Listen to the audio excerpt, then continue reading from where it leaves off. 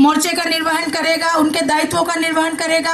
अल्पसंख्यक मोर्चा, हमारे जितने भी अल्पसंख्यक भाई बहन हैं, उनको हम ज्यादा से ज्यादा अपनी पार्टी से, अपनी विचारधारा से जोड़ने का काम करें। और हमारे लिए तो खुशी की बात है कि जिले का अध्यक्ष ही हमारे गोविंदपुरा विधानसभा का है, तो हमें चिंता की बात नहीं।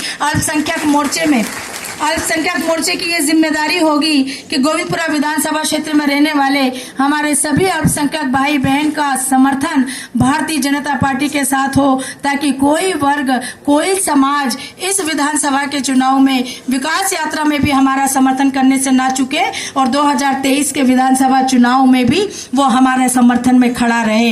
इसलिए हम सब अति आत्मविश्वास के साथ, पूरे उत्साह के साथ आज गणतंत्र दिवस का यह समारोह मना रहे हैं कि अब आने वाला समय निश्चित रूप से हमारे लिए चुनौती का तो है ही, लेकिन आत्मविश्वास से भरा हुआ भी है, क्योंकि हमने जितने विकास के कार्य किए हैं और आने वाले समय में जितने कार्य करने जा रहे हैं, वो निश्चित रूप से जनता की हर अभिलाषा की पूर्ति करेंगे। इसलिए हम सब मिलकर आज इस गणतंत्र दिवस पर यही संकल्प लेते हैं कि हम सब एक आदर्श नागरिक के रूप में अपनी अपनी भूमिका का निर्वहन करेंगे।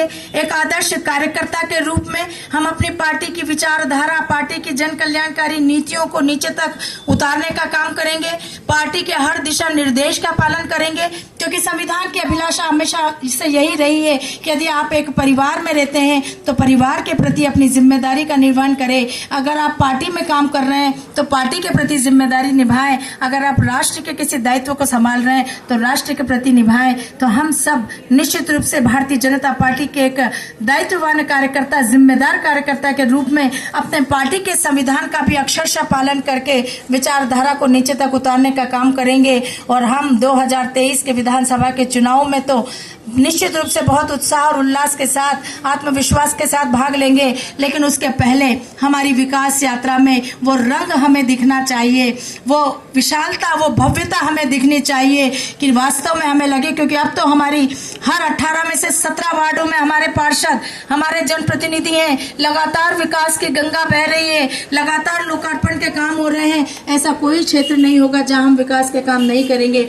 बस हमें सबको साथ लेकर आगे बढ़ने की आवश्यकता है, किसी को हमें छोड़ना नहीं है। जो हमसे रूठे हैं हम उनको भी मनाकर अपने साथ ले आएंगे, जो नाराज है हम उनको भी मना लेंगे, लेकिन कोई हमारे परिवार से बाहर ना जाए, कोई हमारे परिवार का बिछड़े नहीं। ये कोशिश हम सब की होनी चाहिए। बल्कि इसके साथ साथ मैं कहना यह भी चाहूंगी कि जो अन्य राजनीतिक दल के लोग हैं, हम उनको भी इस बात के लिए प्रेरित करें कि एक आदर्शवादी पार्टी में आपकी भूमिका का निर्वहन आप करें।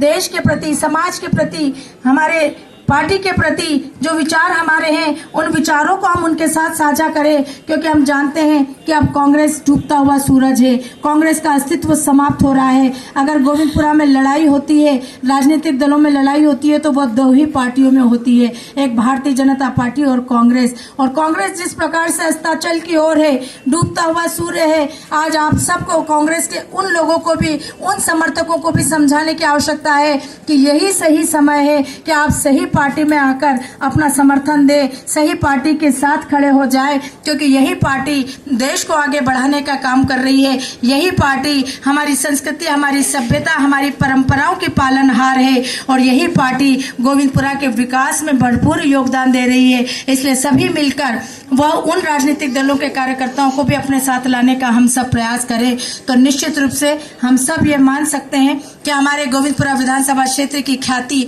और ज्यादा बढ़ेगी। और निश्चित रूप से जब आज पूरा एक वातावरण, माहौल, हमें एक अनुकूल वातावरण मिला है, आज ही मुझे प्रसन्नता हुई है कहते हुए, जब नगर निगम में गणतंत्र दिवस मनाया जा रहा था तो हमारे गोविंदपुरा विधानसभा क्षेत्र के 2 जोनों को सर्वश्रेष्ठ जोनों का स्वच्छता में पुरस्कार मिला है। ये वास्तव में नगर निगम के अधिकारी कर्मचारियों की तो कुशलता है ही, लेकिन उसके साथ साथ हमारे क्षेत्र की जनता का भी बहुत बड़ा योगदान है।